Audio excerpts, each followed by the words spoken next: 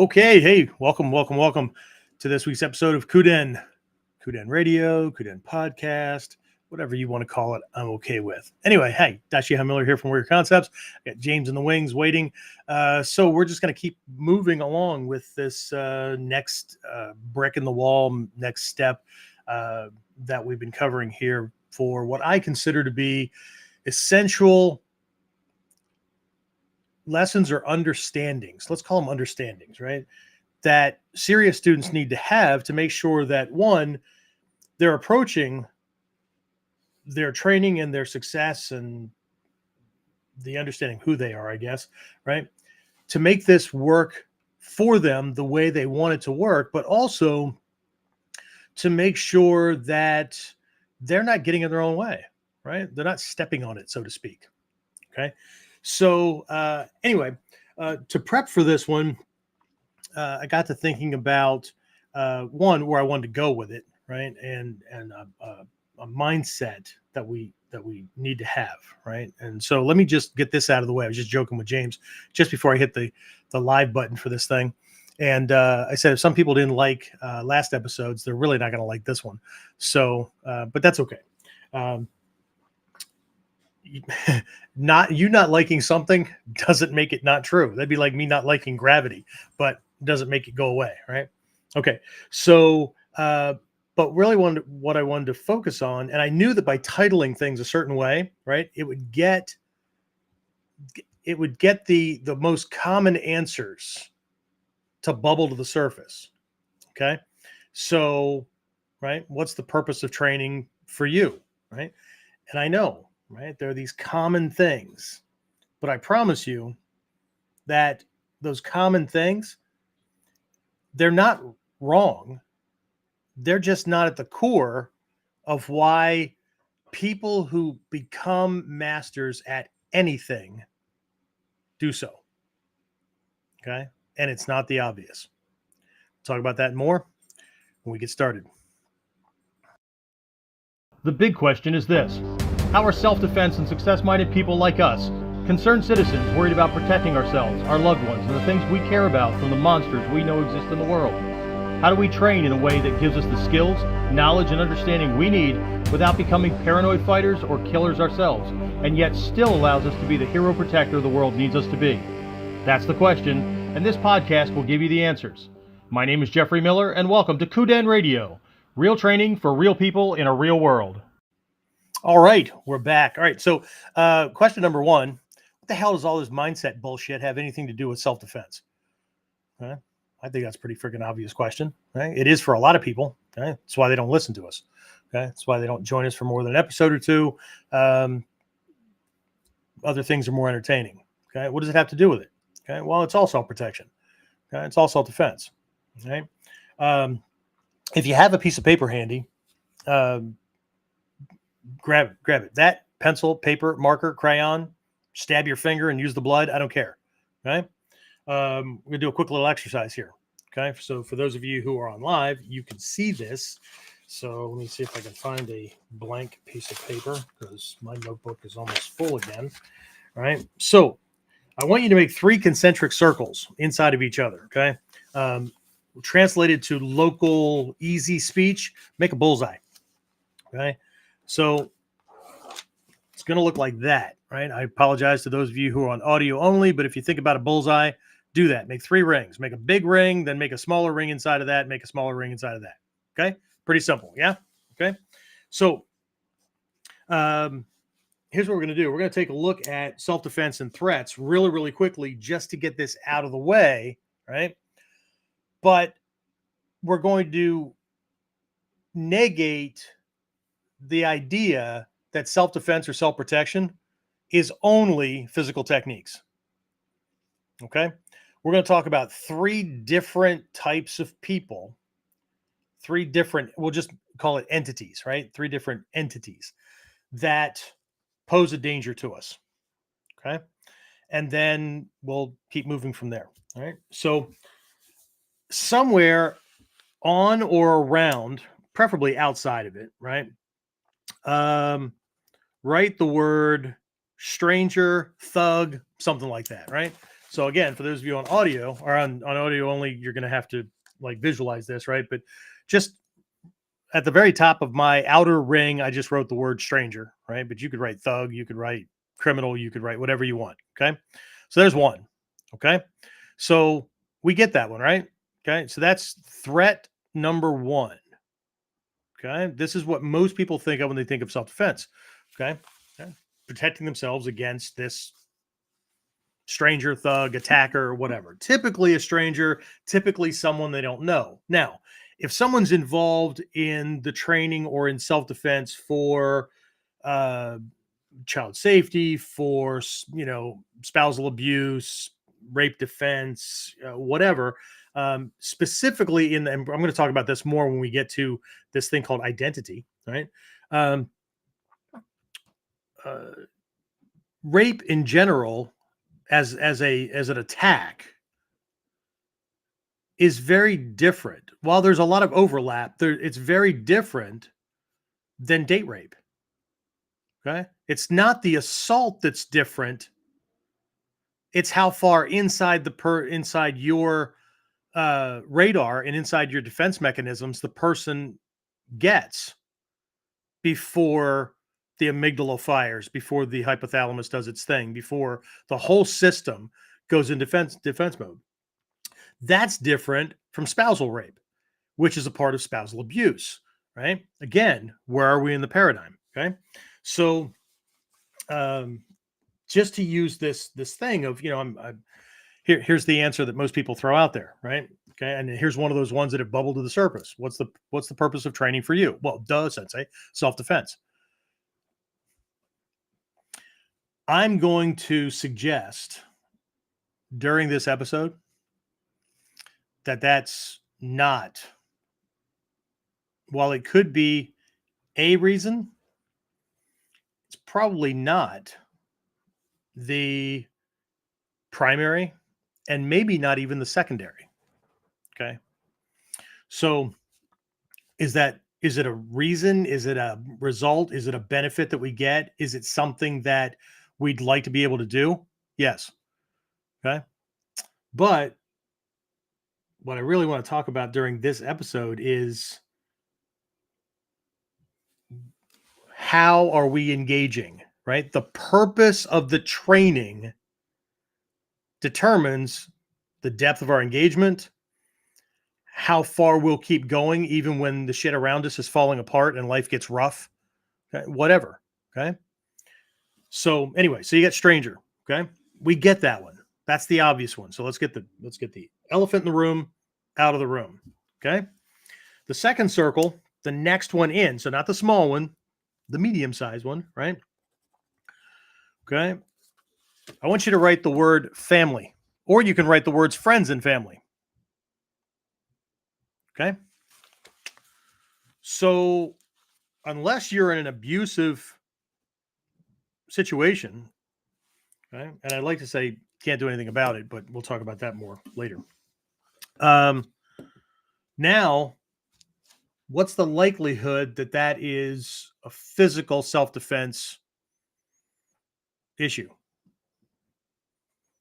But have you ever had to defend yourself in some way, verbally, by positioning yourself for safety so they didn't have easy access, so that you had easy escape routes from them, whatever? And again, not physically. Well, maybe, right? If you're in a room, can you get out? But so that you can disengage, right? You can say, yeah, I'm not going to be able to make it to the party this week, or the birthday party, whatever, right? Too busy with work or whatever. Okay. But, and if you're still not sure where this is going, humble me for a little bit. All right. I'm an old guy, so you have to be respectful to your elders. Anyway, right. So, okay. But they're closer, right? Okay. So the middle circle, write the word either me or I. I don't care which one. Okay. So the first one, the big circle, everybody gets. The second circle, Okay? Some of you might be able to get your head wrapped around it. Other ones, you've already thought about it because you've just got, you recognize the dynamics of the family, right? Or friends or whatever. And so, but, how many of them actually physically attack you? But self protection, okay? It self protect. And one of the reasons I use the term self protection more often than I use self defense is because people's brains tend to gravitate toward self defense equals physical. But to me, self protection could be defending against somebody trying to stab me in the face, a dog attacking me. It could be I'm traveling someplace and the plane is having problems and I maybe need to get out if it doesn't vaporize on contact with the ground, whatever. But it's also, what are we defending? What are we protecting? Which part of me am I protecting? Am I protecting my physical system that I can't let anything happen to it where it gets overly traumatized? I mean, like, blunt force trauma, right? Or it gets punctured to where it leaks out and then, right? Or are we looking at psychological self defense, right? I got a small group of folks going through the Goshimbo psychological self defense stuff that comes from our Mikyo. And that's really what we're focused, right? This is not about physical self-defense, right? But how do I protect my mind? How do I keep myself sane in light of how many advertising or marketing messages, overt gaslighting on the part of people who have an agenda and want to manipulate me, whatever, right? What about my emotional well-being, right? What about my spiritual well-being, right? Which is not the same. Okay. So there's these different aspects, right? What about my financial well-being? What about my sense of security when I'm at home, when I'm traveling, when I'm whatever? Okay. What's within my sphere of influence? Okay. What about the safety and me being able to protect my extended self? Okay? Again, we talk about this stuff in Mikyo all the time. My extended self, right? So my wife, my children, my friends, my students, those kind of things that if they were to be injured or hurt, like for instance, one of my black belts, his girlfriend's dad just died suddenly, 51 years old. Okay. And so he had to take time off. They went to Missouri, that kind of thing. Right. I reached out today with an email just to see how they're doing. Right. If they have time, they can respond back or whatever. But a part of me is off because they're experiencing this sudden loss. Right. So they don't have to have the same last name. They don't even have to have the same bloodline. Right. But I feel a sense of duty to helping to protect DUTY, not the other kind of duty. Anyway, so to be able to protect those that I care about, right? So there's this really big kind of area, right? So, but again, strangers, that's what most people think of. Friends, family, psychological attacks, emotional manipulation, that kind of crap, right? Maybe, okay? But then they're at the center, right? Me protecting me against me, okay? Um, my own bad habits, my own um, misdirected desire, or my own delusions, right? Or beliefs that I, the world, others, whatever, are a certain way, and how that causes me to make decisions or not, or whatever. My own fears, my own, whatever, right? Okay. How do I keep me from being the thing that's actually causing me damage or keeping me from getting the things that I say I want or I need or whatever? Right. So here's the thing, right? We did it from the outer circle in. Okay. And now we're going to use a number system. Okay. The outer circle here, where it says strangers, okay, or thugs or whatever you happen to write, right? Write the number 3 somewhere around there. Okay. So I'm just going to put the number 3. Okay. So for those of you who can see it, I just put it next to strangers. Okay. Audio only folks, right? That's where I put it. Okay. All right. Doing a countdown. Next to family, put the number 2. Okay. Put the number 2. And next to me or I, whatever you wrote there, put the number 1. Okay. What we just did there was we just took a look at, by doing the 3, 2, 1 thing. Okay. That's the level of ease at being able to successfully defend against the threat. Okay. So I take that. Yeah. So 3 is least, 1 is worst. Okay. So I know how that seemed like 3 and stranger was bad, and physical things do seem like they're really, really bad. Right. But here's the thing. We've been talking about mentality. We've been talking about mindset, things like that for a while. And that's really what KUDEN's about. It's this side of the art, right? It's a side that it's the path least traveled, because most people don't want to look at this shit, right? Because they would rather learn another step-by-step technique, even though they've got a box full of these things that they're half-ass practicing anyway, right? So, but here's the thing, when it comes to strangers and whatnot, and because of the way people tend to look at self-protection or self-defense, that gets the most work when it comes to study and training. It gets the most attention, right? But it also has the least amount of emotional connection involved with it, right? This guy's chosen you probably because he doesn't know you from Adam, right? And he is, it's just business, dude, right? I need money, buy my crack, whatever, right? And so you don't know him either. So it's going to be easier to put him down than if, your favorite Aunt Jean, right, suddenly had a mental lapse or took some meds and now she's going wild and freaking crazy at the family reunion, and she broke a bottle and is slashing at people with a broken bottle and whatnot.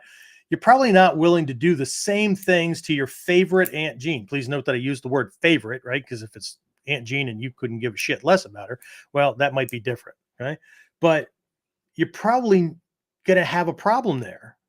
Just like a woman being attacked in a rape scenario by a stranger has a different, and again, all things considered, okay, is going to have a different mentality when it comes to hurting that person or doing things to get them off of them than a wife or a girlfriend who's involved in a domestic or date rape scenario. It's not the same, because there are other elements involved. Okay. Which is why within the context of this training, we have 3 different aspects. We have Taiden, Kuden, and Shinden. Taiden is the physical, right? Taiden literally means body transmission. Okay. So it's the techniques and skills being taught, right? It's the play toys everybody wants to run around and do because, right, it's cool, right? Kuden is mind transmission. Mind as in mind, knowledge, okay? Why things work, historical facts, data, whatever, okay? It's the stuff that makes you smart, right? Learn me something, sensei, okay? So, and then Shinden is something that it's not that you're not learning, and it's not some things that you can't learn and whatnot, but Shinden is a bond between teacher and student. There's a connection, and there's things being transmitted and picked up because these people know each other, right? There's a connection, almost like a child to its parent, or spouses being together or whatever. It's a teacher student thing, but it's not like you go to school and this person is just teaching academics. You read what you're required to read, you sit through the lectures, you take a test, you get a grade. Next semester, you got a different teacher in a different class, right? It's just business. It's not that way. Right? Hatsumi Sensei has often described this. He says in Japan, there's a saying that the parent-child relationship is the first level. The spousal relationship is the second level. Husband and wife, right? Second level, right? And then the teacher-student level, or teacher-student relationship, is the third level. And I've talked about this in the past, but just very, very briefly, a parent-child relationship, right? The love or the connection or the bond is based on and hinged to a great degree on provision and obedience. The child is learning things and follows rules that parents establish. This is the way we do things in the house, whatever. Yes, there's a point where they question everything because they've learned just enough to question everything and think they know everything, right? So, but parents, right, they show their love through provision, through nurturing, that kind of stuff.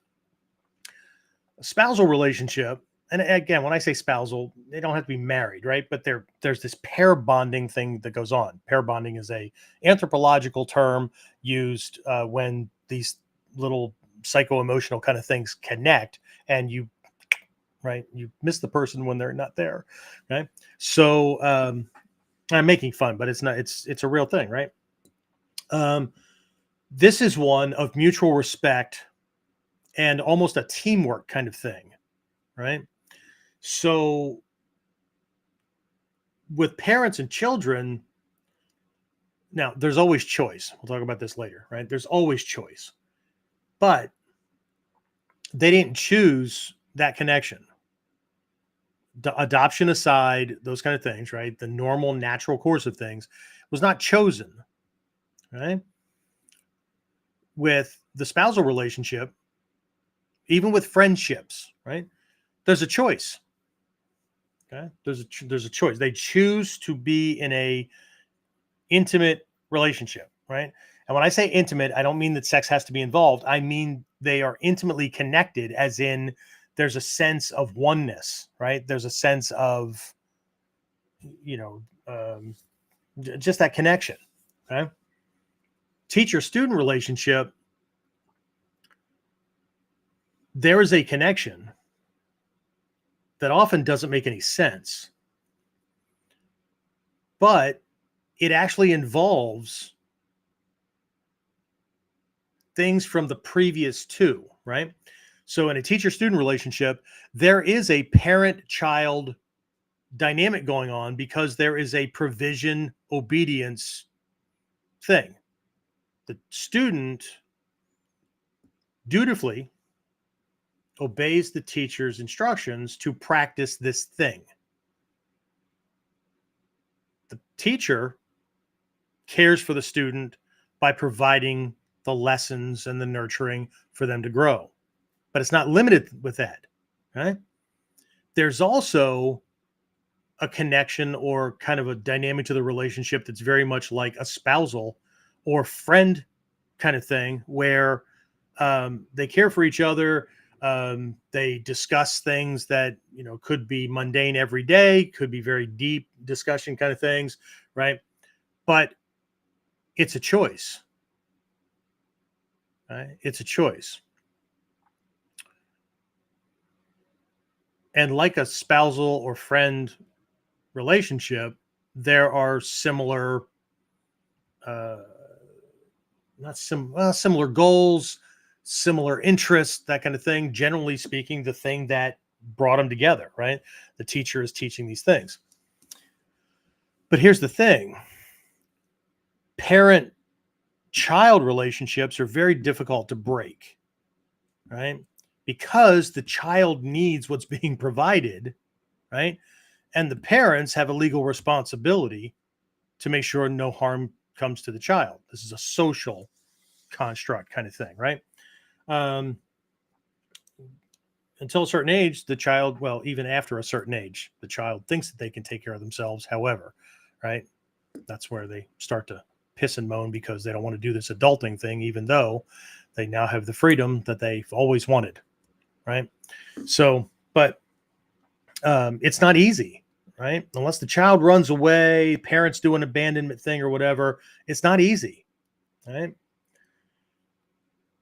With the spousal thing, right? Again, abandonment, somebody going out for milk and never going home, that kind of stuff aside, not easy either, especially if you have this legal contract called marriage, right? Makes it more and more difficult. Even if you don't have that, the longer you're together, at least here where I live, there's this idea of common law. And after a certain point, right? And if you, while you were together, purchase things, right? In my state of Pennsylvania here in the United States, this is not a common law. We have common law marriage as well, but it is I can't remember the term now, right? Where anything that is purchased by either party during the marriage, like I buy my car, my wife buys her car, but in the eyes of the law, if we get a divorce, right, we can choose to amicably, I'll take my car, you take your car. But if there's a battle over property, right, we may be required to sell both cars and split the money. Okay. Because even though my car's in my name, it belongs to both of us. Her car's in her name, belongs to both of us. Now, both of our names are on both cars because what's the point, right? Same thing with the house, same thing, all this stuff, right? So it's very difficult. But with a teacher-student relationship, not difficult at all. Both individuals are free to walk at any time. Okay. So anyway, right? So we've got this. Let's go back to the attacks. Okay. So we've got strangers, right? It's impersonal, right? Unless you know them, but then it's closer to the friends, family, acquaintances, whatever, right? It's different because now you know this person. Okay. There's there's emotional charge to it more than the adrenal response of fight, flight, or freeze. Okay. There's some kind of a connection that can change things, right? Have you ever been in a situation where a friend or family member said something, and if they were just anybody off the street, you might have given them that communication finger or told them in no certain terms, right, where they could shove things, right? So far up your ass, you could see it when you yawn. Anyways, I just used that on somebody last week. So, but you don't because there's a bigger concern, right? This thing isn't over because the battle's over. Okay. You're still in the same family, still in the same friend group, still work together, whatever. Right. So see, there's these other considerations. And it might also be where I'm just not sure how far this person's willing to go. Right. So the threat's different, but also with friends and family, attacks can come from directions that conventional self-defense doesn't prepare us for. Right? The stranger, thug attacking, right? You can always assume, right? 99.9% of the time, you can assume malice, right? This person is looking to beat, break, or kill you. They can give a shit less about you. It's all self-serving. Okay. It's not that it's not self-serving in all of these, but it's impersonal. You're not connected, right? They are trying to damage you. But with friends and family, have you ever had somebody in family, whatever, not talk to you or call you all kinds of names or attack you verbally, emotionally, whatever, because they didn't like a decision you were making? Wrong friends, wrong person you were getting together with, wrong job decision, right? No, everybody in this house becomes a doctor. You're not becoming a doctor. What the hell you mean? You're going to go collect hubcaps and soda bottle tops, and that's what you're going to sell to make money. No, not in my family. Whatever, right? From this direction, attacks can happen not because they want to do harm to you, but because they want the best for you. It's coming from a place of love, and they're afraid that you're making a bad decision. They're attacking you because they don't want to see you hurt. And I know how illogical that can sound, but how do you defend against that? Right? So if it's manipulative, that's one thing. But how do you defend against mom when she's sobbing because she doesn't want you to throw your life away? But you think, right? Here we are, right? Okay. I don't know if that's ever happened to you when it comes to training, but it's happened to me at least twice. Okay. And anyway, so, and then the third one right? So really, really difficult to defend against friends and family, especially if you love them, right? If there's a really core bond there, it's really difficult, right? It can really throw you off when suddenly this person becomes physical and they're actually trying to do serious damage to you, whether they have dementia or not, right? Whether they have a closed head injury or not, right?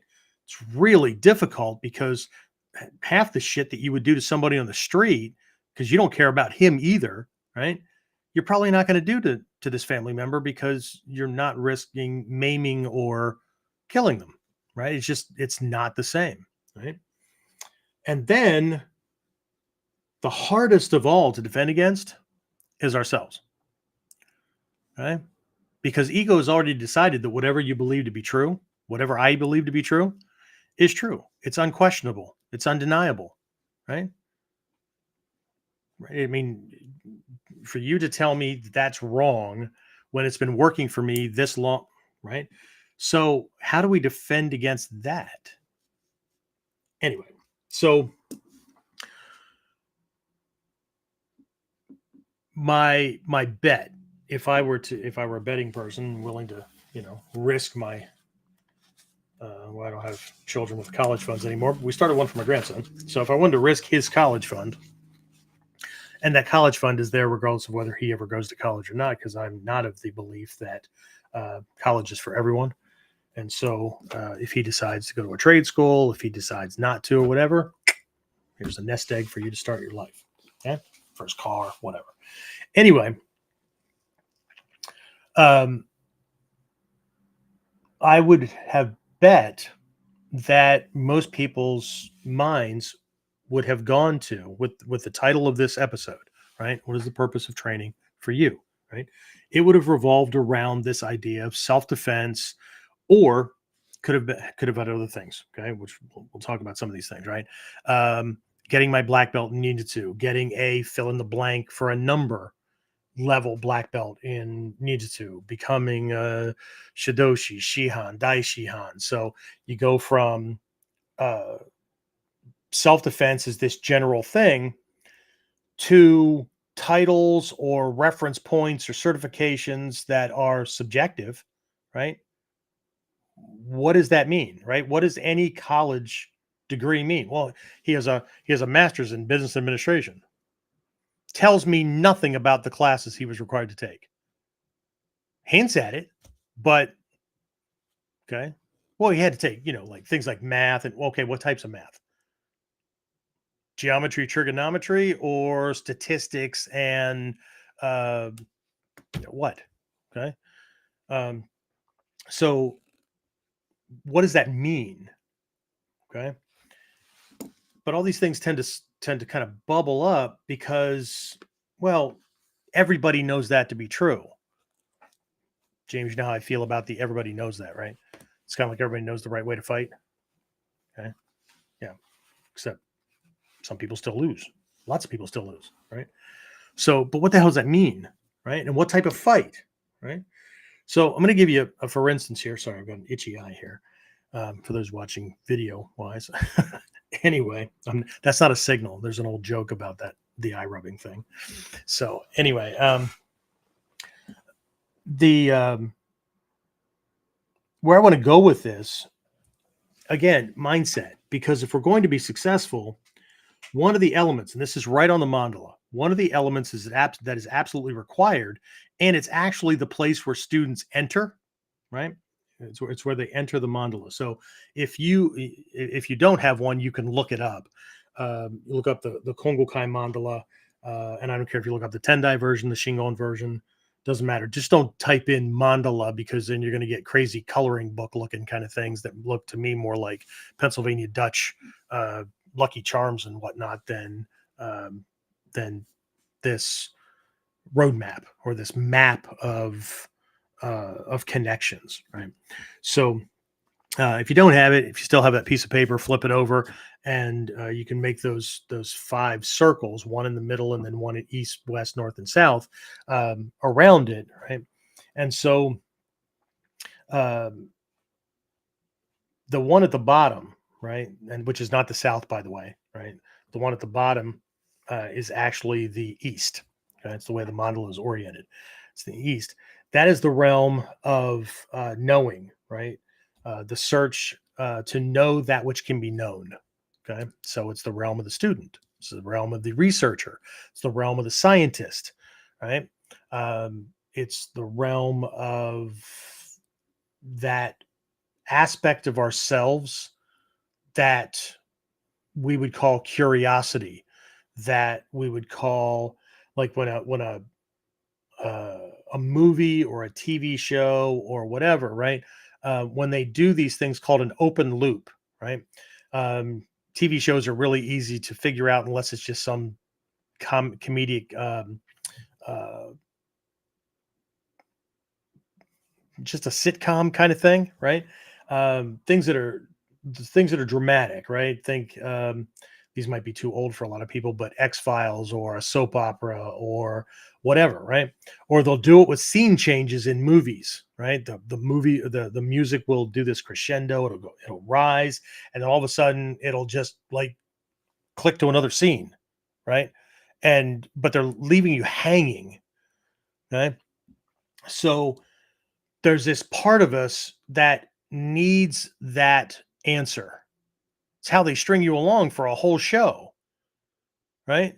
They wire in those things at points where, and same thing, if it's a series, one episode, next episode, and it tells a story. Again, I go back to things like X Files or whatever, where the episodes, they don't stand alone. Each episode has this huge piece or pieces, right? Often there's multiple storylines running at the same time, right? So if you miss one, there's a hole in things, right? And when I was growing up, right, we didn't have Netflix and all that kind of stuff, so there was no binge watching episodes in order. If something came up in a given week or whatever, and you missed an episode, you could be missing a huge piece of the story, right? So, but these things are called open loops, and there's an aspect, there's a function in our mind that needs that loop closed. It needs the answer. Okay. This is what causes us to reach out to know. In Mikyo, we discuss this. This is a part of several different types of active or action meditation kind of things, where we acknowledge that there's this part of us that reaches out to seek that which can be known, right? And to connect with that which can be connected with, right? It's this drive to know more. Does everybody have it? Yes. Is it active in everyone? No. Okay. Some people couldn't give a shit less. Okay. They're now, it's not that they don't give a shit less. They don't give a shit less about the big things that a lot of us worry about, or not worry about, but are concerned about and want to know about, right? They just want to know, like, if there's another bag of Cheetos in the house, kind of thing, right? Or where the hell's a remote, right? Where are the batteries? The remote's dead, whatever, right? It's an easy question to be answered because they just want to get on to the next piece. Okay.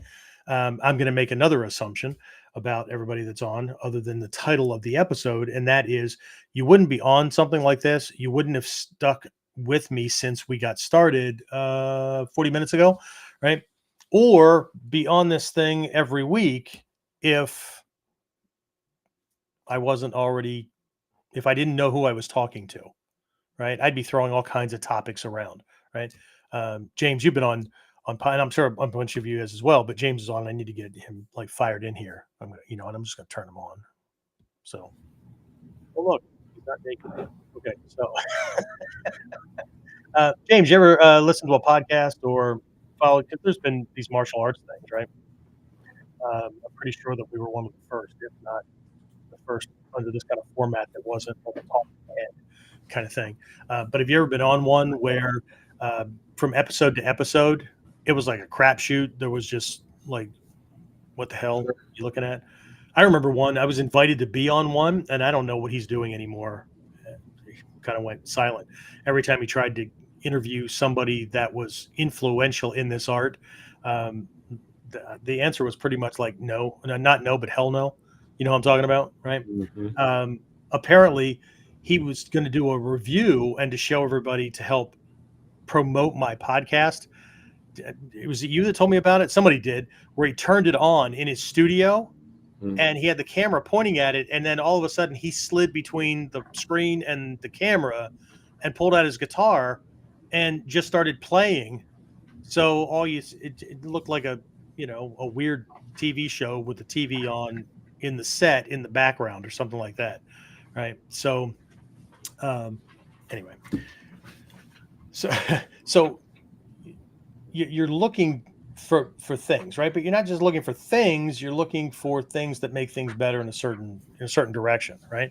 So this already speaks to the purpose for you, right? Or at least part of it, right? Because we all have these different aspects. So you know what, let's do this. Let's do a quick pause because I'm kind of at a segue point here. I want to come at this from a couple of different directions. Because I need to get you thinking. I need to get you in. I need to give you some things that hopefully will induce more clarity. And that's what this water realm, this Eastern realm is about, right? Clarity, right? The more we can know about something, including ourselves, right? The more successful we can be, right? Or at least the more choices we have when it comes to whether or not you can do something about a given condition, whether you have the desire to do anything about that condition, or whether you want to dump any kind of energy or anything into doing it. Okay, because it's easy to say you do, but there's a bunch of subconscious drivers that they override things pretty quickly. But anyway, so who's on? Right? We were up there pretty high numbers, and then I bumped into some things that people probably didn't want to talk about or listen to. So anyway, looks like Carl, Trinity, Dave, awesome. and Jared. This who's spoke up and said hello or good evening. Cool beans. All right. Well, I'm sure there's other ones on or somewhere. So anyway, all right. Any questions? Any other than hello, hi, nothing like that? No, Okay. All right. So,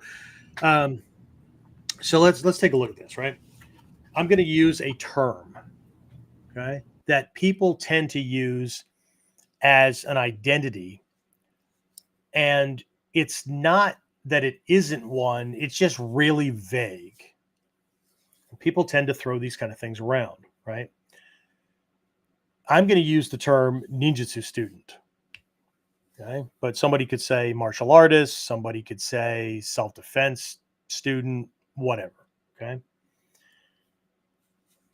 Right. I am this thing. I am studying ninjutsu.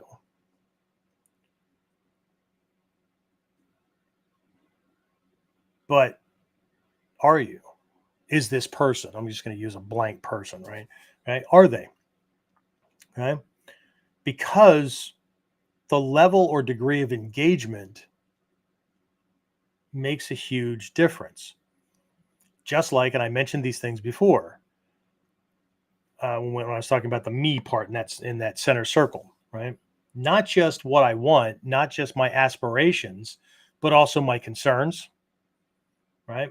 Well, if I'm studying self-defense, probably be a good idea to not just take whatever the teacher's throwing out, which is why most adults quit self-defense classes or martial arts classes within the first 100 days.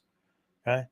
The reason, and this is based on surveys, not based on assumption, is because the training doesn't look like what they were worried about having to deal with when they came in the door. Okay? They're not getting enough real world street, even if it's slow, even if it's, step by step, we're going to start you here and then move you to here and whatnot. There's such a huge disconnect that that part of them that is looking for a solution goes, this isn't it, right? This isn't what I'm looking for. These are not the droids you're looking for, right? So everything kind of changes, right? But when we say that we're a martial arts student or we're studying ninjutsu or whatever, that would be like saying, let's see, I'm a martial arts student. Okay. I'm a university student. Okay. Well, that tells me you go to a university or you go to college, because in this country, often the words are interchangeable. I know in a lot of other countries, it's not. College is at a certain level, universities, whatever. Okay. But um, saying I'm a martial arts student is like saying I'm a university student. What the hell does that mean? Okay. Or uh, saying that I study ninjutsu. Okay. I study biology. Okay. What are you studying? Where are you in the process? What are you studying it for? Because um, I had a biology class that I had to take when I was doing some college stuff, and it was a requirement for the degree. But I needed that because I needed to understand certain things about evidence and forensics. But I certainly wasn't becoming a biologist, right? What did I need the class for? What aspect of the class was needed for something else I was going to be doing, right? I needed to understand body parts, and needed to get the lessons on DNA and these kind of things, because it's going to come back, right? Okay. So there's this vagueness, right? So, and there's a difference, right? There's a difference, and there's two different identifiers that we could tag on, because people use this thing as an identity thing, right? Okay. And I warn people about this often, right? I get emails and IMs and all kinds of things from people that lead off either literally with these words or they allude to it, right? Martial arts is my life, right? I eat, sleep, and poop martial arts. Man, what a single lane highway you must be driving on. Okay. I get being that passionate about it, but the reality, and a big part of what the mandala depict, is that we wear many hats.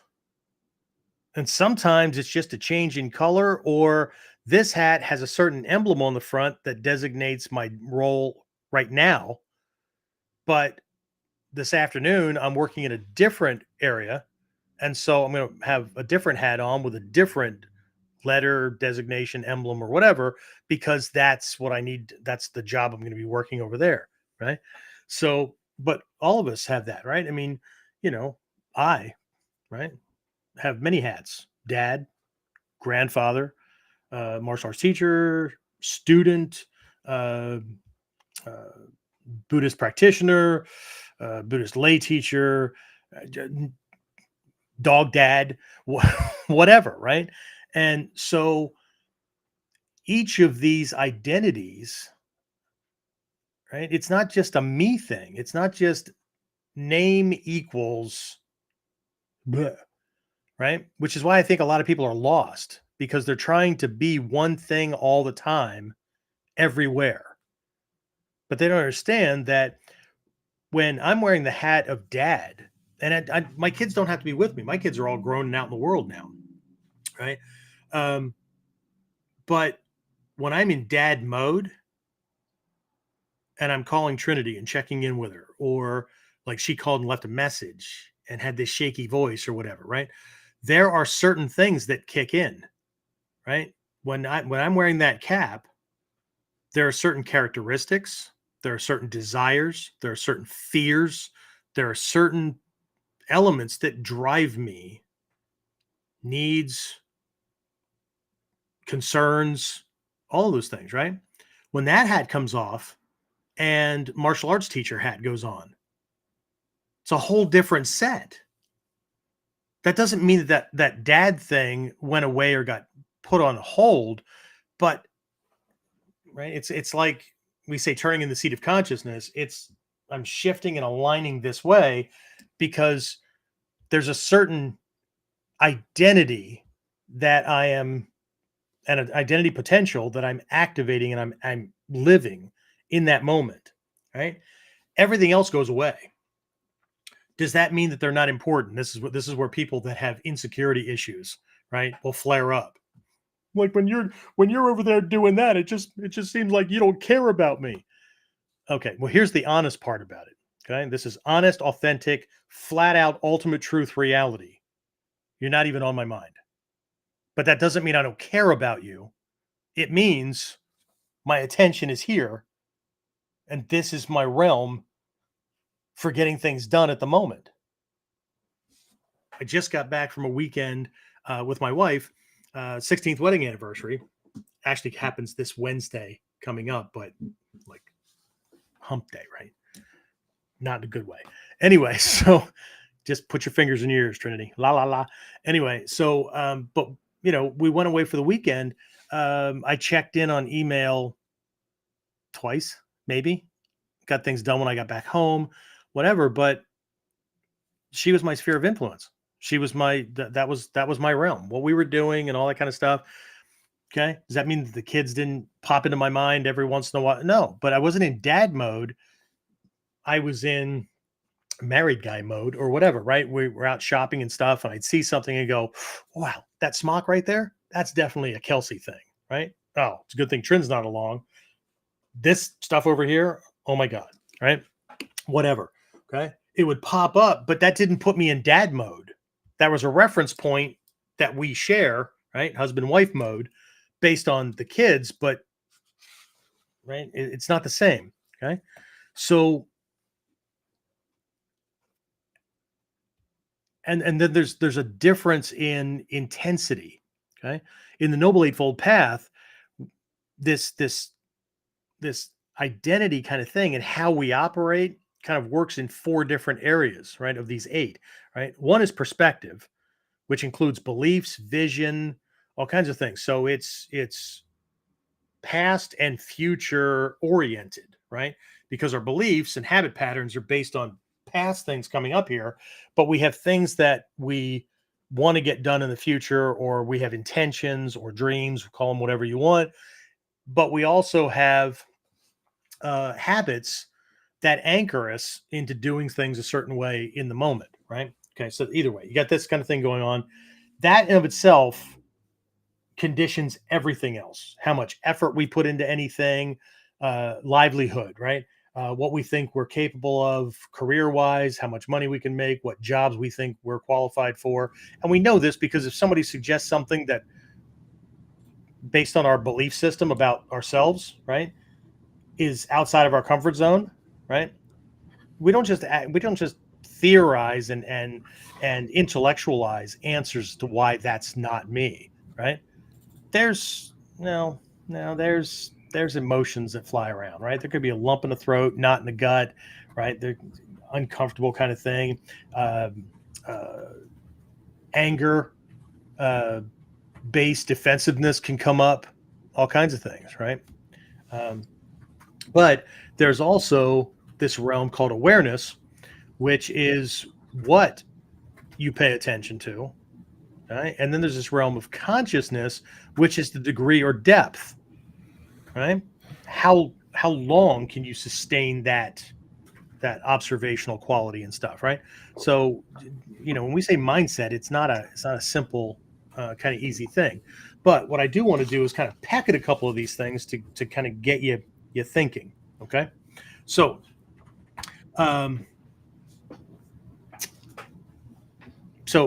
when we talk about student, and I know we put the term martial arts student on it because it's this bigger thing, right?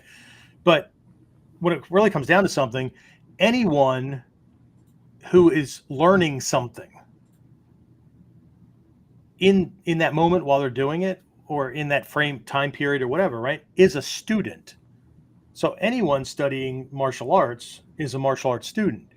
But that tells me little to nothing about that person other than, okay, they do some physical stuff. They might wear some funny looking pajamas, or whatever. Okay, whatever I tend to think about that, but it's really, really vague. Right? And within that, on the front end, right, what kind of characteristics? Okay, because identity comes with identity, but it also comes with characteristics. There's something else that goes along with that. So at the very front of it, the more we can be clear about who we are in this realm, the better, right? So at the front end, right, am I a new martial arts student? Because what I should be paying attention to and focusing on is very, very different than somebody who is a uh, third degree black belt martial arts student, right? And people often drop the word student after somebody makes black belt, like there's some kind of assumption that the learning curve stops. Okay. Um, what else is there? There is ninjutsu martial arts student. Okay. What aspect, right? Shotokan karate martial arts student. What else could there be, right? Classical martial arts student, modern martial arts student, uh, whatever. Okay. Um, Kobudo, right? Weapons martial arts student, right? But there's also something on the tail end. To go along with characteristics, there's also desires. Okay.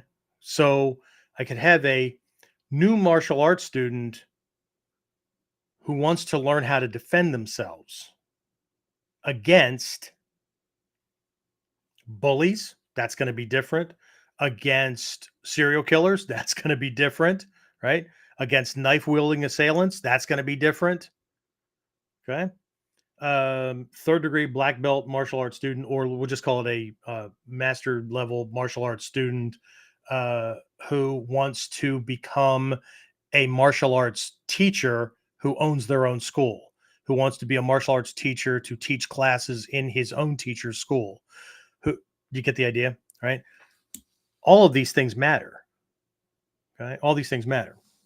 Okay. So you can look at what it is that you're looking for and where you are in the paradigm, but I'm going to take the paradigm down even farther, right? So we're going to focus on the front end here for just a minute, okay? In a couple episodes ago, I asked a question, and that question was, how badly do you want this? Is this an absolute burning desire where you absolutely must have it? Or is it merely an interest?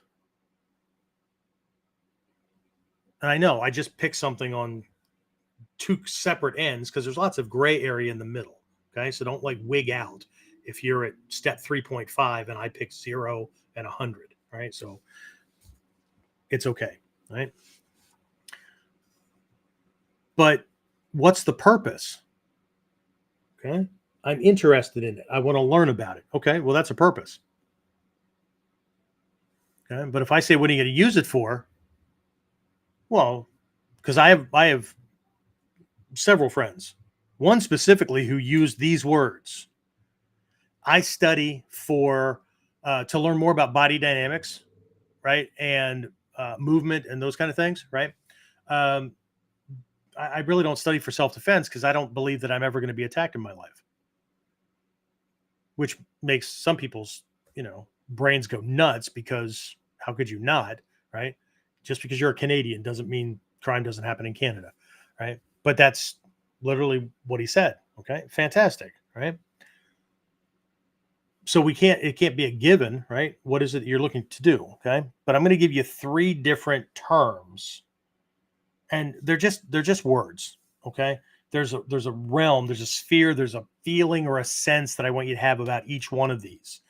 And what I want you to think about is with each word, there is a purpose that the training or ninjutsu or being identified as a ninjutsu martial arts student serves each of these people.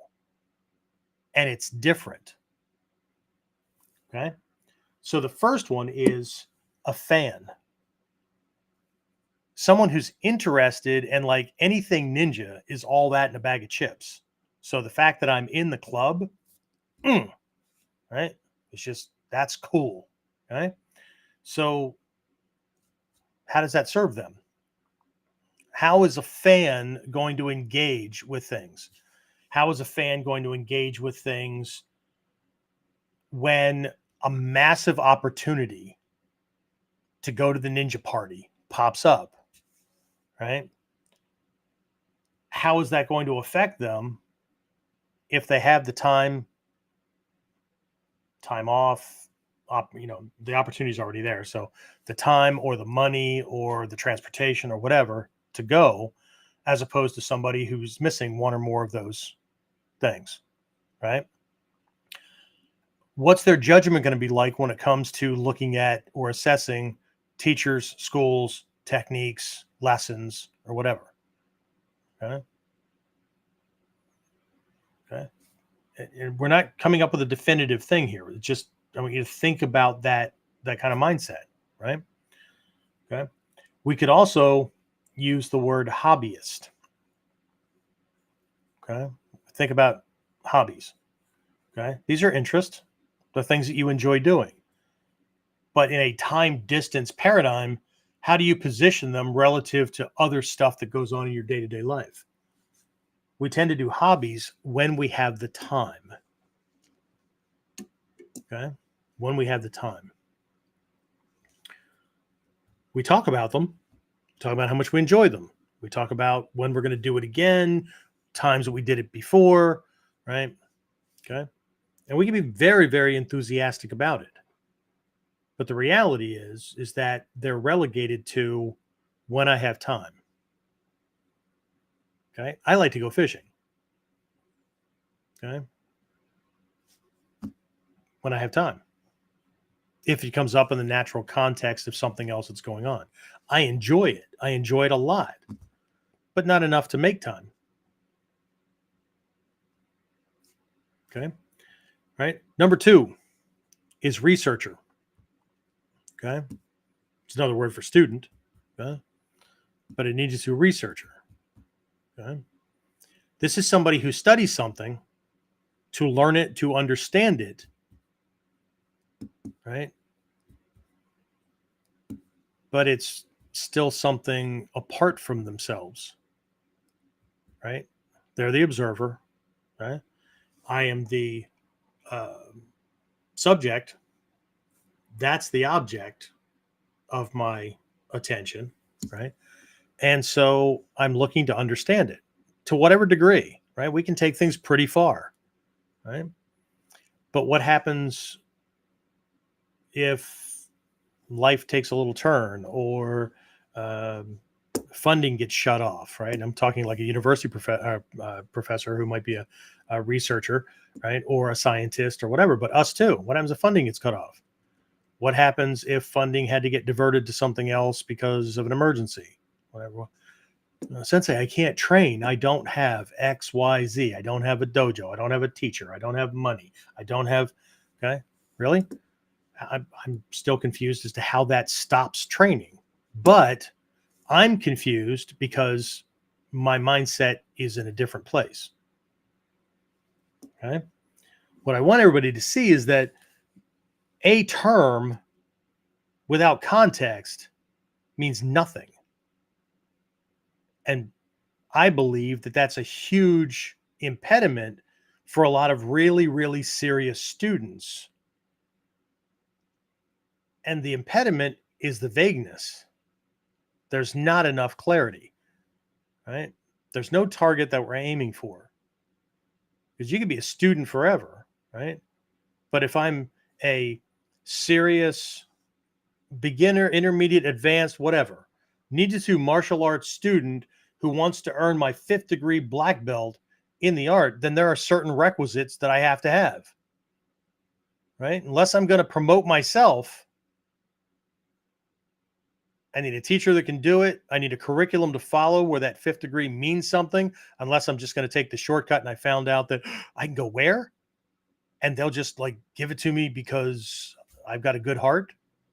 Sign me up. Okay. Because now it doesn't mean that wanting to have that belt level. What's the desire? Is it the belt or is it the ability? Right. It's really difficult to do the trade-off. I want to be a certain degree black belt. I want to have a certain level of self-protection and survival skill sets. They don't go together.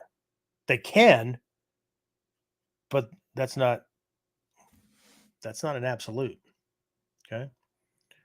one of my favorite games to play. Somebody will tell me they're a certain number level black belt in whatever martial art, and I'll go, what does that mean? What are you able to do other than like a certain number of techniques? What does that mean, skill or ability wise, in controlling a given kind of situation? Or what did, if that gets me crickets, then okay, what skills or abilities did you have to earn that? And how's that different from one level down or one level up? Okay. So, okay, because I can't frame it just because you threw out a number, because I'm not somebody that's going to be easily impressed because a belt is black or there's a certain number behind it. Right. Anyway, so we've got researcher, and then the last one is practitioner. Okay. What's a practitioner? Somebody who actually puts it to use. Okay. So let's change the heading here, and we'll call it we'll go into the realm of criminal justice. How about if we go to criminal justice, right? My daughter can relate, Carl can relate, I can relate, a lot of you guys can relate, right? So criminal justice, right? Are we a fan? The hell's a fan in criminal justice? My wife's a fan of criminal justice. Now, my wife has she has her master's degree in forensic psychology, because of course she was also a deputy coroner at one point too. So anyway, but what's a fan? Well, they watch, investigation ID or forensic files or cold case or whatever, right? So they're engaging that way, or they read the books about it, or they might rubberneck at crime scenes. I know people that had, way back in the day when they had police scanners. Now you can get the stuff on your phone, right? Where they show up at these things and they're rubbernecking. I knew this one person, her bucket list included finding a body along a road, on an old country road, because she lived in a semi-rural area. And my joke to her was, just make sure that it's not your body, because, first on scene, right? So, but there's a fan, right? Criminal justice as a researcher, that could be anything from university professor to somebody who is an analyst, to somebody who is, crime statistics, that kind of person, right?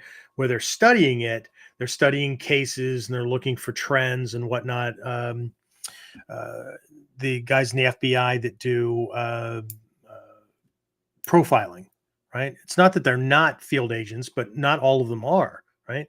They take all these case things and look at them, and they're looking for commonalities, and they're looking for the psychology behind certain types of attackers and whatnot, right?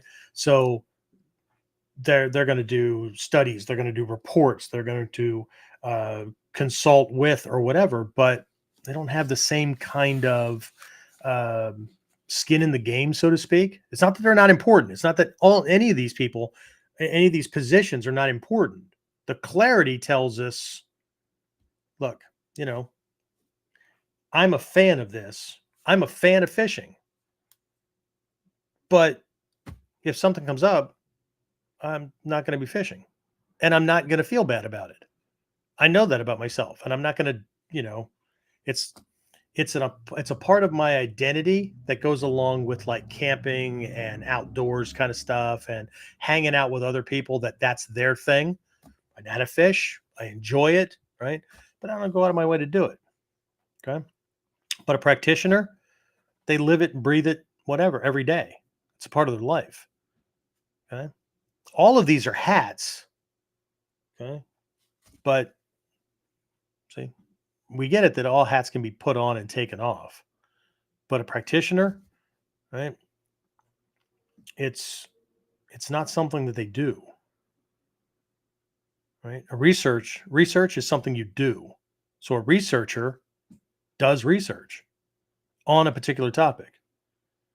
A fan, right? Being a fan, you do fan things, but you're not up on the stage playing an instrument with a band. You're probably not even marketing the show. Now, there are grassroots people that do it, but that's not your profession, right? You're telling your friends about it. Hey, did you hear? our favorite band, they're going to be at the stadium, like, 3 hours from here, and I wonder if tickets are still for sale. Hey, you want to go? Right. So yeah, okay. What you do as a fan is you listen. What you do as a fan is you play the air guitar and sing the songs while you're out with your friends and you've had one too many or whatever, right? There's fans do fan things. Researchers do research things. Practitioners, they don't. Carl, when was the last time you get up in the morning on a duty day and thought, I'm going to go do cop today? Huh? It's not something you do. It's so much a part of who you are, right?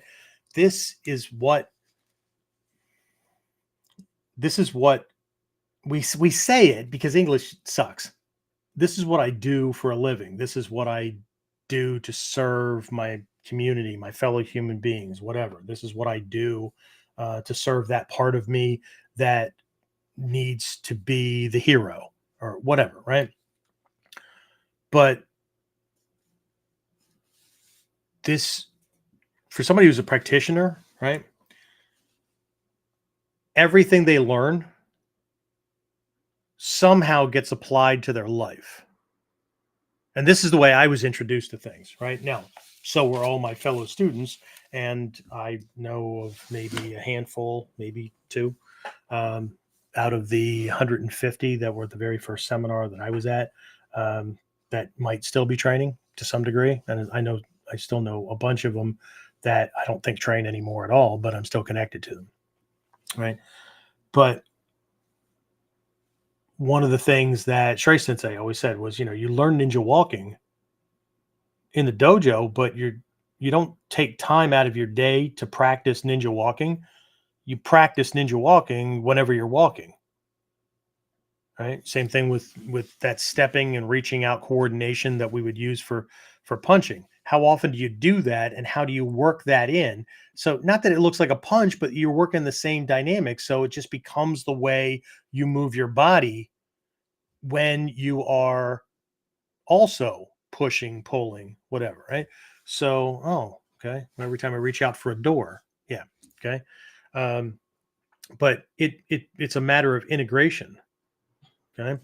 So ninja is an identity, right? But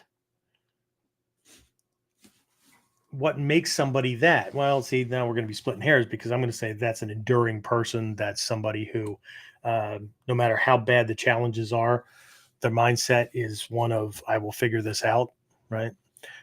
Whatever, right? But just the student side. So in our instructor training program, we have three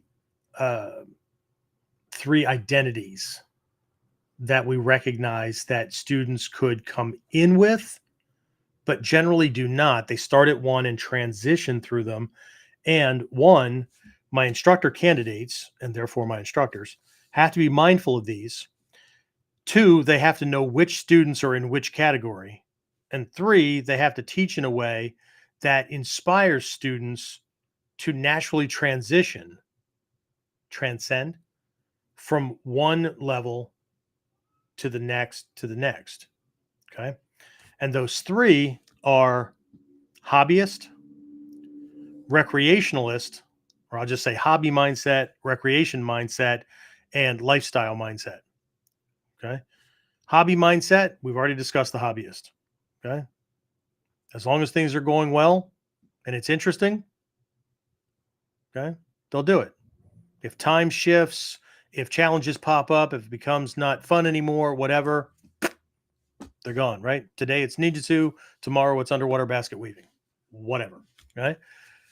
The recreationalist, so the hobbyist will do it when they have time, right? Somebody who's turned it into a recreation, it's that interesting and that fun and that engaging. They right, it becomes a habit. It becomes something that if I don't do it, right, I'm going to feel off. But here's that time relationship. The recreationalist makes time to do it. Okay. If I were the recreationalist fisherman, I would make time to go fishing. Okay.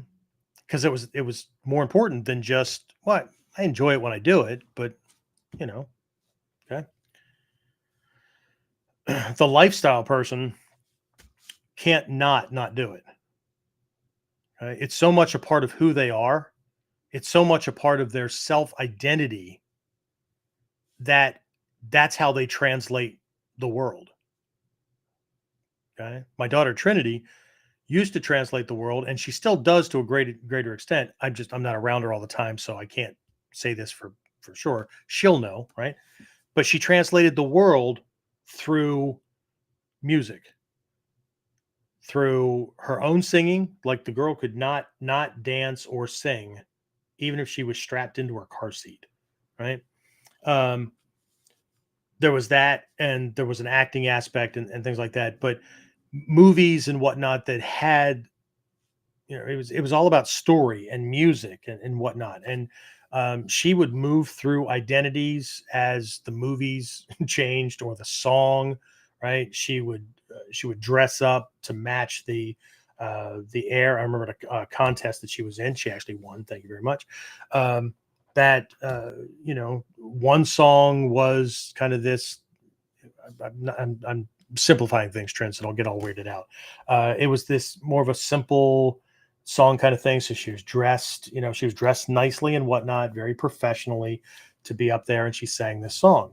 And then she did, I think it was an Italian song because she even learned the language to be able to sing the song. But she dressed, she had this, I remember her having this it was like a hooded cape kind of thing. It was over her head and a shawl and whatnot. And it was, so from my recollection, long time ago, but it was based on kind of a life and death story kind of thing. And the song was very like tearjerker kind of thing. And I remember her planning all this stuff out, right? So that she wasn't just going to dress the same way that she did for the other song. She was dressing based on the feel and the expression and the presence that the story that the song projected. And like that was one of the biggest things that the judges had commented on, was that it wasn't like she came to this show to just sing like everybody else. She came to tell them a story, right? So anyway, that's it, Trent. You can I'll stop bragging about my daughter. Anyway, so but the gist, when I was taking notes, right? Again, I'm still going off of this thing. I wrote these things out. Students need to know. Students need to get their head wrapped around, right? From this KUDEN kind of perspective. And again, KUDEN, the podcast, this podcast, I mentioned Taiden, KUDEN, Shinden.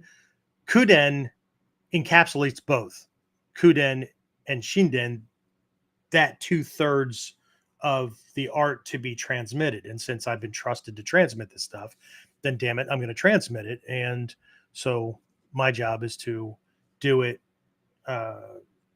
without bouncing all over the place, so that people that are naturally tuned in this direction, and this is an aspect that they want to get, or they want to nurture and grow within themselves, and they want to hone those qualities and abilities, then this is going to be their thing. Not, hey, let's do a podcast on I just saw somebody do a podcast where they actually taught a technique. This is the podcast, and that's not really the definition of a podcast. You made a video and posted it online. It's not a lesson, not content, but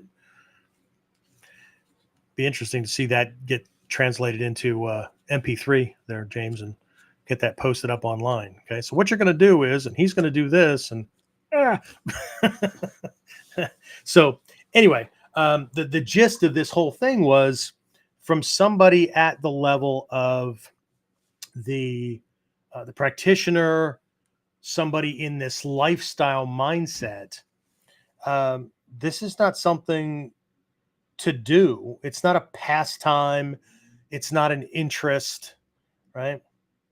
This is to be used in life. Okay. So, uh, again, ninjutsu is that strange puppy, right? In today's world, when people think about martial arts, it's, well, I'm more attracted to martial arts than I am to bowling, so I'm going to do that.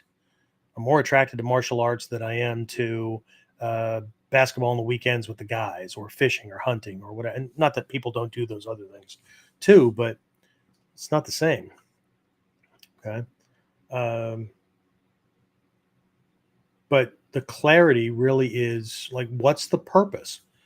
What does, not just what does this art do for you, not how does it serve you, right?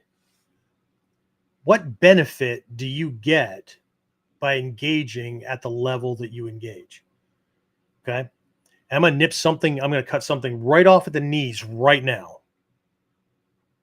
I don't want to hear shit about time, money, whatever. Okay. I was rereading a book by one of my teachers, Warriorship by Shinoshi Malmstrom. And there's two really big part. Well, the whole thing is really, really good.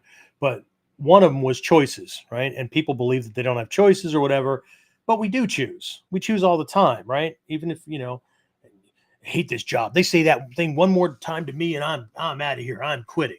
And then we don't the next time they do it, right? Well, why not? Well, because I have to support my family. And okay, well, I get it, right? But right, decisions, there's all kinds of these little things in there. But this one really stuck out, and maybe it was because my mind was already tuned to doing this episode. But he has a whole section in there on this reality that people will do most often what they're going to do, right? Human beings put their time, effort, energy, and resources into the things that they really want to do. Okay. I have done it in the past, not just this, right? But I have done it in the past, and I met a couple not too long ago that put their life on hold for 2 years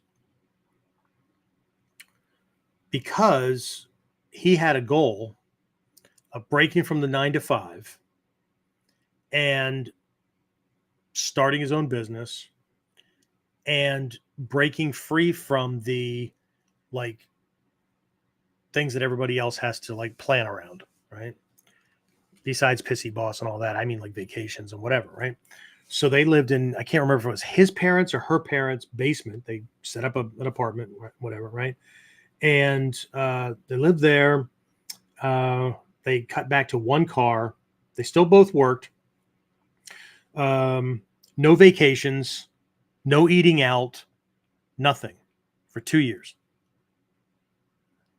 They saved up everything that they could. Now they contributed to the house and their parents and stuff like that. But 2 years later, they had $36,000 saved that they bought into they went the Airbnb route, which is, I don't care how anybody thinks about any of this stuff, right? During that 2 years, there was nothing but research, studying, figuring it out, planning, because they knew there was an end game, right? And so they went into that, and it was one of those things where you didn't have to be the owner, right? It was a kind of a part ownership kind of thing. And so they bought into this whole Airbnb thing. And what they did on the entry was just in promoting the stuff and doing the bookings, right?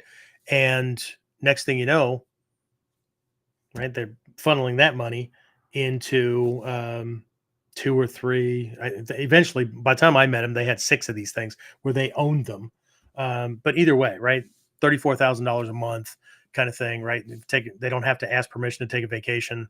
whatever, right? Working 2 or 3 hours a day, right? It's stuff that people talk about, but right, it was the sacrificial kind of stuff, right? Because it was that important to not be stuck, right? It was that important to, in this case, with martial arts stuff, right? I turned down really, really good freaking employment opportunities because the end game was more important than comfort, because I was going to lose opportunities again, right?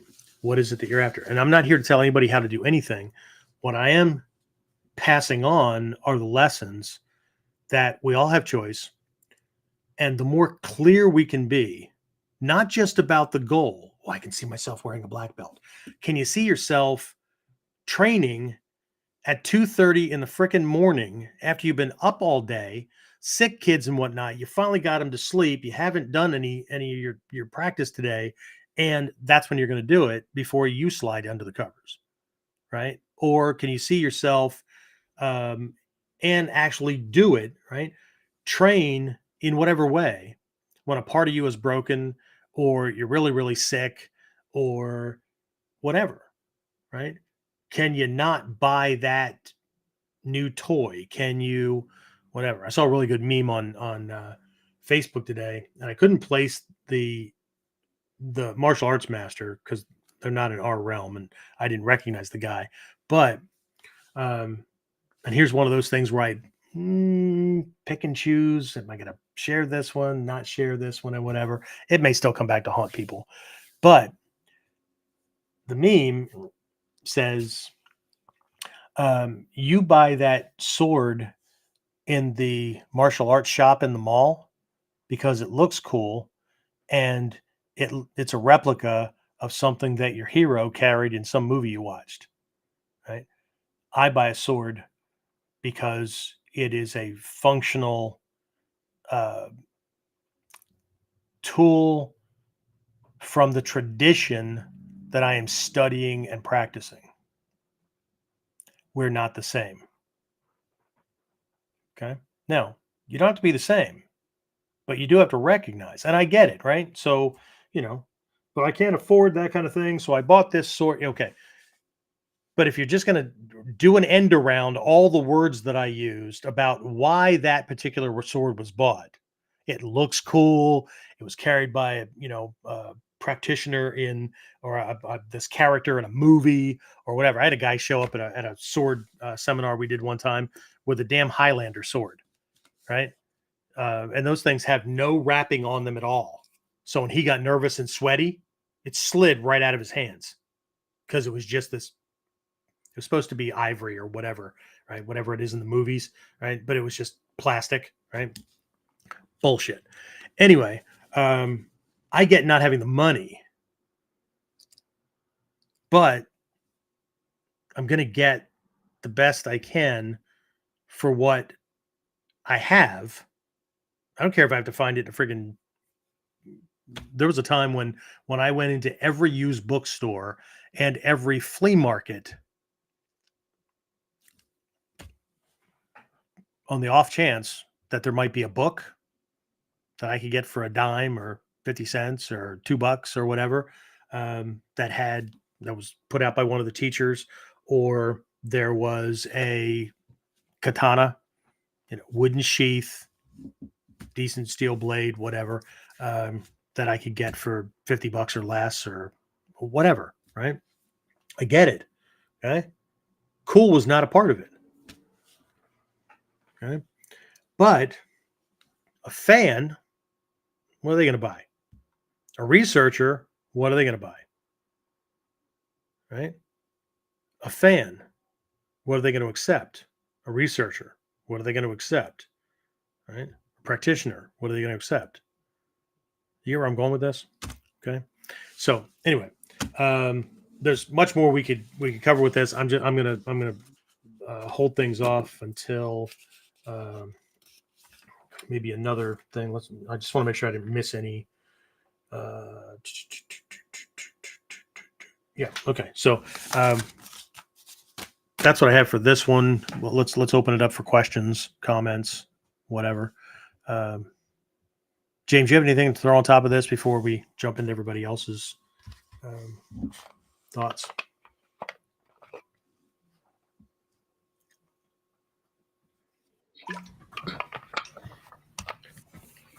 No, I don't have anything to throw on top of it, but some other folks had some comments come in for it. Dave said, I was taught to view things through the lens of warriorship rather than just martial artist, student, etc. Doing so helped widen my perspective and allowed me to see how the skills affect the mundane. Yeah. Can you see where And then somebody who's a martial artist, I'm going to go to a very big, broad term, they're interested in, or they want to learn, or they've always liked, or they've always wanted to study martial arts, they have a greater likelihood of jumping around to learn things because they just want to learn martial arts. And so this style, that style, and that's fine, right? But can you see how that might be different from the way a warrior will study a wide range of martial arts? They're looking for connections. They're looking for similarity in lessons. They might be looking for something that, oh, wow, ours doesn't have that one. How do they do it over here? And then based on, right, they might look at it from the perspective of, what if I come up against somebody who does it this way, right? How would I deal with that? Okay. So again, the reasons and the choices are different among all of these. Okay. I have to know this, right? So here's something, I'm going to be very, very transparent. I have to know how people think in these different realms, in these different mindsets. Because when I write and I speak, and I learned this over time, because when I get, when I wrote an article or YouTube shorts, we did YouTube shorts for what, James, 7, 8, 9 months or whatever, right? To get up to a certain number, because I was trying to get a certain status within YouTube so that it would turn on other functions on, right? I hate YouTube shorts with a fucking passion, because people think that they can learn from those things. And all they are for me, they were a means to an end to get functions turned on from YouTube that I needed for my longer lessons, like these, right? And they were fish hooks with bait in the water to help find people who were looking for certain things I was trying to convey. But the amount of shit that they also attract when you just drop hooks in the water, anything swimming by or floating by can get snagged on them. And they do. Okay.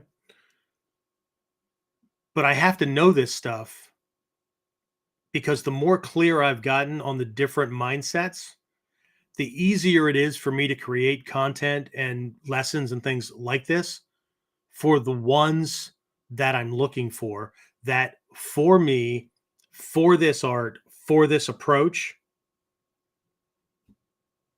they're ideal. It's a perfect fit, right?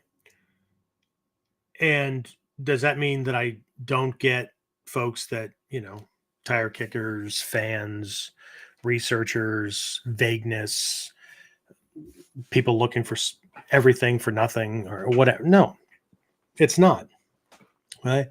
But it allows for more clarity, because as I continue to get better at, creating, or not necessarily creating programs, because I'm creating very limited programs at this point, right? And a lot of them are relaunches and whatever, on the information pages and in articles, and when I'm doing certain things, it tailors how I communicate, because I'm talking specifically to those people. And it makes it really, really easy for me to just brush off the bullshit from everybody else. Well, I don't believe that to be true. I don't care. Okay. I mean, if you want to be a student, then you're going to have to at least entertain the possibility that there might be something outside of your viewpoint that's real, because there's a shit ton of other human beings, both living and dead, who held that belief, and it was one of the key pieces for why they were freaking successful, and they grew out of, a hut eating dirt to where they were, where you were looking at them going, they're a grandmaster, right? But you don't have to believe anything. Shit, you don't have to believe in oxygen. I don't care. Okay. But I'm not having that conversation with anybody. I'll do it here because I want to be very, very clear. And then I'm hoping that I irritate those people, or they go back into wherever they meditate, in whatever way they meditate, rethink that maybe they don't know the answers to every freaking thing. Because if they did, their life condition would be different. Right. That's not that they don't have answers, but this is our litmus test. Right. So it allows me, in those formats where I'm communicating, to speak to what I consider to be a representative of that group. Right. Okay. So if I communicate as though I'm talking to the students who I have found over the years who engage the most, take it the farthest, all that, right? There are certain characteristics, certain desires, certain types of identities and whatnot, certain characteristics and conditioners that my best students have had. Then, right?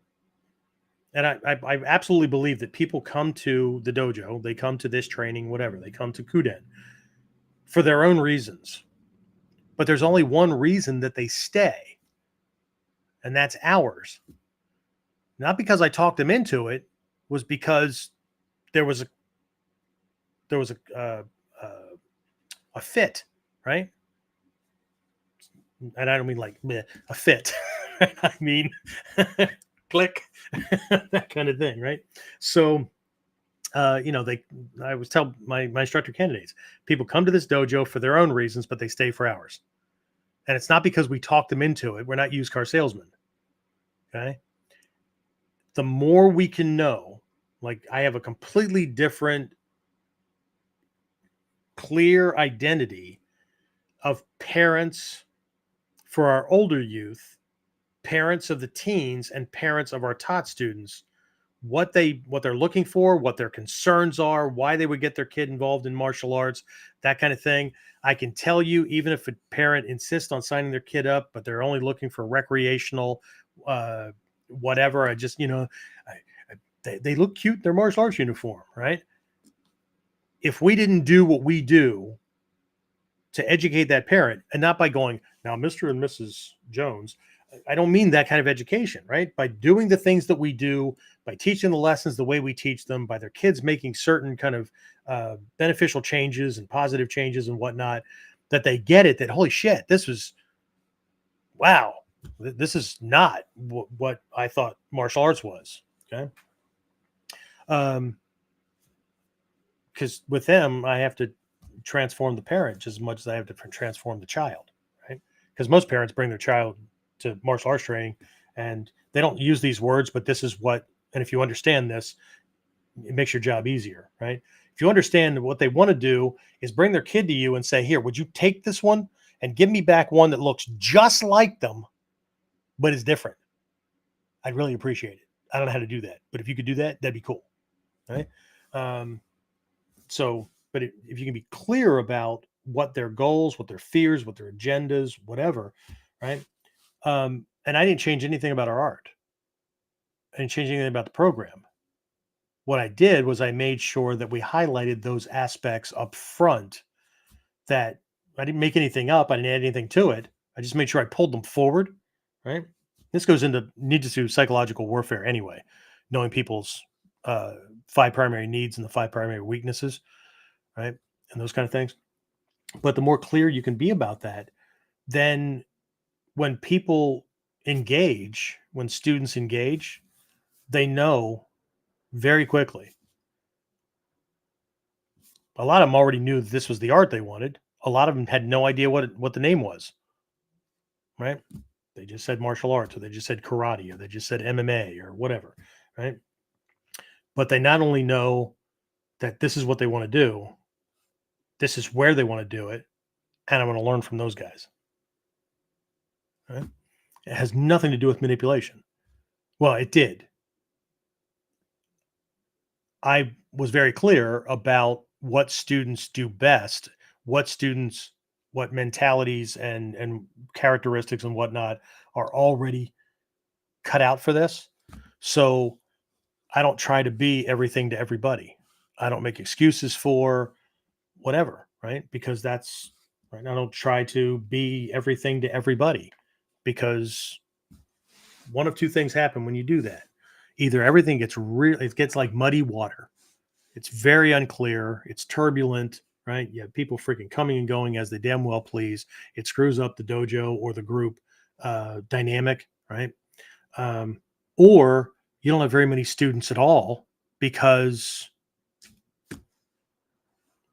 they either had to have all the right check boxes marked off, which means that they were a carbon copy of the teacher, or they were already committed to it and you're the only game in town that's teaching what you're that's just not me, right? So anyway, and this allows me to practice a lot of the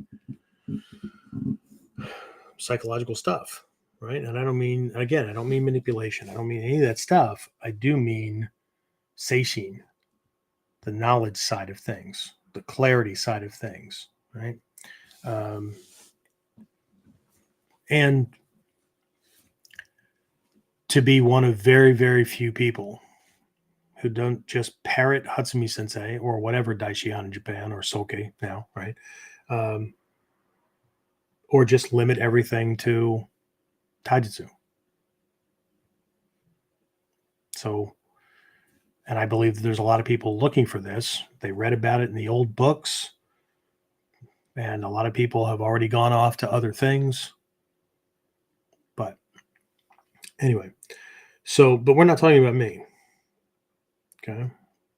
Because I'm still using this stuff. I just happen to be using it now in a way where I need to understand the motives, fears, concerns, desires, needs, and whatnot of my ideal students, so I can communicate better with those people. What I'm talking about at this point is something that this is not negotiable. Nobody can run around here going, I study Bujinkan. That includes Gyokoryu, Kotoryu, and a part of Gyokoryu is the Happo, the 8 areas of study, which translate, once you've learned them, they become 8 very specific skill sets, right? One of them is seishin. Knowledge, understanding, clarity, right? Not just, well, I want to understand those people over there, because I don't need to study myself. I know me. It's not the way your brain's set up. Okay? The conscious mind knows very little about what's going on in the rest of the system. Okay? And there's a lot of crap that's going on out there in the world that, trust the science. They don't want to trust the science. Okay? This has nothing to do with genders or anything like that. This has to do with every topic of oppression and sensitivity that's going on, because macrocosm, microcosm. There's stuff that if you know how it operates in here, it can't not operate out there. It's natural. So some of it is just things you need to understand, right? Why do we have police in the world? Because there is a structure and they need to protect the masses against the invaders. And the invaders are not necessarily, well, they're always from the outside, right? But they're outside the social norm. They're outside the rule set, where no matter what the laws are, they're going to do whatever the fuck they please, right? And they don't care who they hurt in the process, whatever. Or they could be, alien invader, right? And I don't mean space, but could be, right? But we have those to protect the body collective. just like we have white blood cells that get triggered by bacteria and viral infections that come from the outside that threaten the body collective, and they attack them to destroy them or to at least encapsulate them so they can't harm the system. This is just right, clarity. Right? So, anyway, what do we have, James? Sorry, I took your little, you didn't have anything, and I just fucking ran with it. So, no, that was off of Dave's, wasn't it? Thanks, Dave. Anyway, what else do we have? Trinity said, I feel so icky working on my projects at work, but I'm also so passionate about seeking justice for these people that my discomfort doesn't matter. I swore I would never work child crimes. Now this project is something I will keep pursuing for the rest of my life. I simply can't not do this now that I've started. Yeah, it's probably one of the reasons why you're a shoe-in for automatic hire as soon as a slot opens up or you meet whatever the rest of the qualifications are. So just do that thing, right? And see, this is the difference between a researcher and somebody who's absolutely passionate about making something happen, right? My daughter's only an intern. She only gets paid for so many hours a day, okay? Or a week or whatever it is, right? Sometimes they have to remind her to leave the office, right? Well, who stays late? I've been told by people that, there are studies that they have found that you can't make people, or you can't get the average person, or you can't get people, whatever the study is, right, to work more than 8 hours a day. Really? I'm on cruise lines. There are people that are not living where most of us live, that's a given, right? My identity, right? I call it self-employed, call it whatever you want, right? I don't have a really good name for it. I just found another name today, authorpreneur, right? Because I use books and those kind of things to do what I do, right? Anyway, how many hours a week do I work, James? Shit. Not as much as my mentors. I'm a slacker. I pull in somewhere between 80 and 85 hours a week. Yeah. One of my mentors works 114. Is that even possible? Yeah. Yeah. See, once you understand leverage, okay, you can stack things. But anyway, is what it is, right? I can't not do this. I also don't believe in retirement. I will always do something, right? That produces things, that helps people, right? And it'll probably still be this or some iteration of it. But again, how do we think? What are we aiming for, right? What's the time of the day, the time of the week, the time of the year, the age or whatever, when we can't wait to do nothing, to have no responsibility? When will I be done with training? How long will it take to get a black belt? Right? Let's see, how old will I be? How many months or years? Is that acceptable? Whatever. Anyway, what else?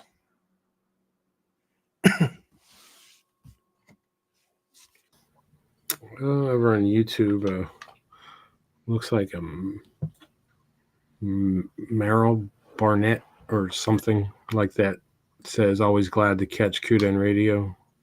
Thanks, man. I'm glad we were like boating by in your pond and you could jump on. That was awesome. That looks like it's it. Okay, cool. All right, so we'll just keep on keeping on, right? So those of you who are in the Goshen Bow program, by the way, the doors are closed on that. This Thursday is class 2, and we formally begin the process. I did have somebody online that I'm connected with or whatever post under one of the little things that I had when we were running up against the deadline for people to jump on, that, oh, by the way, this particular group, Philosopher Society, whatever, you can get the Goshenbo program for $99. And I'm like, I don't know anything about them. I don't know what the program is or what it's like, but in this program, it's live. You're doing it with an initiated teacher, and there's group and live coaching. Then there was no response after that. So whatever. Okay. Again, I get it. Get it wherever you need to get it. Okay. But I'll tell you a quick story based on that to round things out. There is a book that's out there that teaches a lot of it actually describes a lot of the ritual stuff. It was written by a guy, his last name I think is Sasso, S-A-S-O, S-A-S-S-O, something like that, right? And I got this book, and like I'd already been initiated by Reverend Jikai in a lot of the Mikyo stuff, the Juhachi Do and all this stuff. And I'm going through this book, and I'm like, well, that one's different. And this one is, and maybe, maybe there's a branch and they do it slightly differently. I'm always open to that kind of stuff. And the guy who wrote it is a university professor, just like my teacher was. He was a retired university professor. But here's what Reverend Jikai said. He said he went to Japan. He studied with one of these teachers. Okay. And he knows a lot. But let's just say that there is a huge difference between an academic researching and studying something to document it, to write a book, and someone who is an actively engaged practitioner who has studied to understand, to make their practice better, who teaches and or writes a book about something. Right? It's different. Are we writing a fan book? Are we writing a book for, documenting kind of things, right? And there's both books in our art that are floating around that way. Hatsumi Sensei has written things in different categories, right? But how does that fit in? Okay, you can always tell when somebody is less about this and more about the Taiden, right? I was that when I first got started because I was an active cop and I was looking at techniques and things like that, right? I would skip over everything and just make sure there was a chapter in there that had techniques. Look at the techniques, whatever. And then the more I trained and the more I kept bumping into these other things, the more certain student characteristic kicked in. And next thing I know, I'm reading about history and historical context. I'm reading the psychology stuff. I'm reading, right? And now I've got other questions for my teacher, and I'm getting led down a rabbit hole over here and a gopher hole over here. And just it's one thing after another. So anyway, I've had students come to my classes or come to my programs, and after the first class, I have to walk, they go up to me and they go, I'm not sure this is right for me. And I go, did I say something wrong? Like, nobody's ever explained it this way. I don't know if I'm going to be able to get my head wrapped around it. It wasn't like it was bad or it was wrong or whatever. They thought they were dipping their toe in the shallow end and they stepped into the deep end. And these are people that had taken martial arts before, and it was just not the same.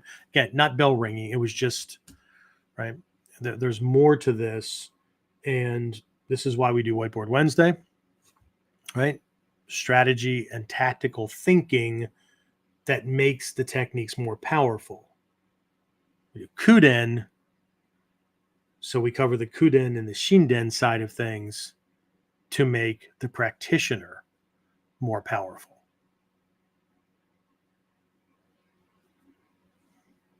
Karimasu? So does Nan. Anyway, all right. So, James, anything else? Any last minute, like creepers, stalkers? No? All right. Okay. Well, in that case, we're going to wrap this up. That's episode 206 in the bag or the can or whatever they say. I'll talk to everybody again next time on KUDEN. Get more of KUDEN Radio, subscribe through your favorite podcasting site, or join our clan of serious modern warriors at onlineninjaacademy.com.